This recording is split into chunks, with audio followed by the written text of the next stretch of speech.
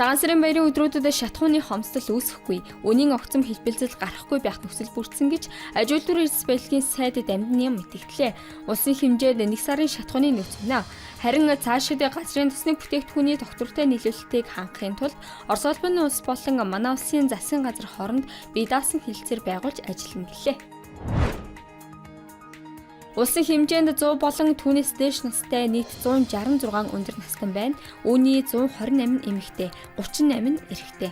Хөд орон нутагт 92 нь аж төрж байгаа бол Улаанбаатар хотод 74 нь амьдарч байна. Мөн Баянзүрх дүүрэгт хамгийн олон өндөр настай буюу 18, Хангул дүүрэгт 17, Өвөр хангайд 10, Баян Үлгийн аймагт 8 хүн амьдарч байна.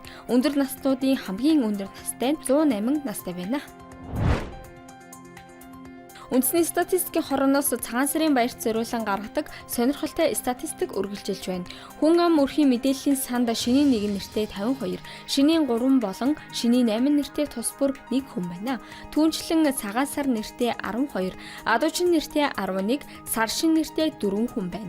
Нэрс бүххүү, зодог, хуур, эдэ, хул, айраг, хөөрөг гэх мэтээр цааш үргэлжилнэ. Хүүх хамтлагийн хөөмиж хөгжимчин нэм жандсан Монгол улсын гавьт жүжигчин боллоо. Тэрээр 30 гаруй жил урлагт зүтгэж байна. 20 жил лимбчин, үүний 10 жилд нь Монгол улсын консерваторид лимб хөгжмийн багшаар ажилласан. Лимбний битүү амьсгааг ЮНЕСКОгийн өвд бүртгүүлэхэд чухал хувь нэмэр оруулсан. Лимбний битүү 3 амьсгаа хөөми болоод цуур хөгжмийг эзэмшсэн. Лимбний чиглэлд оруулсан хувь нэмрийг үнэлэн гавьт жүжигчин зал хүртээжээ. Цагаан сарын баярын гарын бэлэг хямд зарна гэх нэрийтлэр хүмүүсийг залхих явдал гарсаар байна. Тухайлбал Alpen Gold шоколадыг бөөний үнээр зарна гэх захинд байршуулсан зар мэдээлэлээр 3 удаагийн гүйлэг хийж залхиулжээ.